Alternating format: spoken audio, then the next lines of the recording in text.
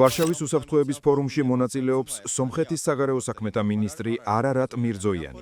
წინა დღეს ის სიტყვით გამოვიდა პანელურ დისკუსიაზე.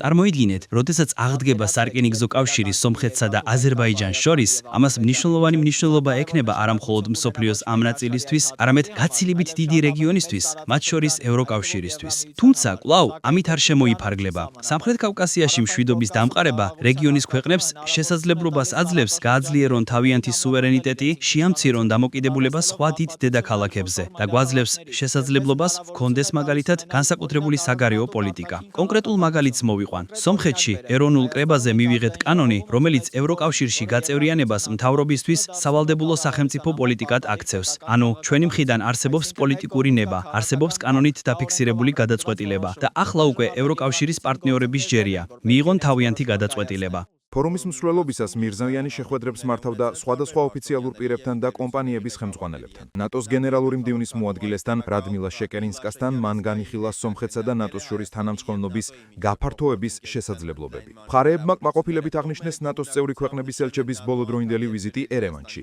და სომხეთის მონაწილეობა ნატოს სამშვიდობო მისიებში. საგარეო საქმეთა მინისტრმა დღეს უკრაინელ კოლეგასთან ანდრეი სიბიჰასთან თბილი შეხვედრა გამართა. მირზოიანმა დაწერა, რომ შეხვედრისას მოკლედ იყო წარმოდგენილი სამხრეთ კავკასიაში დამყარებული მშვიდობა, ასევე უკრაინაში მშვიდობის მიღწევის მნიშვნელობა. მირზოიანის დახასიათებით, სიბიჰასთან საუბარი გამჭრიახი იყო. დიპლომატები თანხმდებიან განავითარონ სომხეთ-უკრაინის თანამშრომლობა.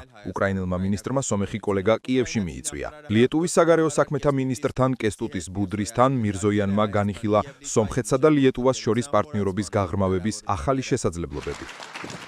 ვარშავის უსაფრთხოების ფორუმი გავლენას ახდენს ევროპულ და გლობალურ უსაფრთხოების პოლიტიკაზე. ის ამუშავებს საერთო გამოწვევების წინააღმდეგ ბრძოლის სტრატეგიებს. განსაკუთრებით მნიშვნელოვნად მიიჩნევს ცენტრალური და აღმოსავლეთ ევროპის უსაფრთხოებას, რუსეთის სავარაუდო აგრესიის შემთხვევაში უკრაინის მხარდაჭერას და ასე შემდეგ. წელს ფორუმი კონცენტრირებულია 4 ძირითად სფეროზე: საგარეო პოლიტიკა, თავდაცვა, ენერგეტიკა, კლიმატი და დემოკრატიული უსაფრთხოება. ანგარიში მოუწოდებს დასავლეთს მოიგოს ომი ომამდე. 90-ზე მეტი ქვეყნიდან დაახლოებით 2500 მონაწილე ჩამოვიდა პოლონეთში.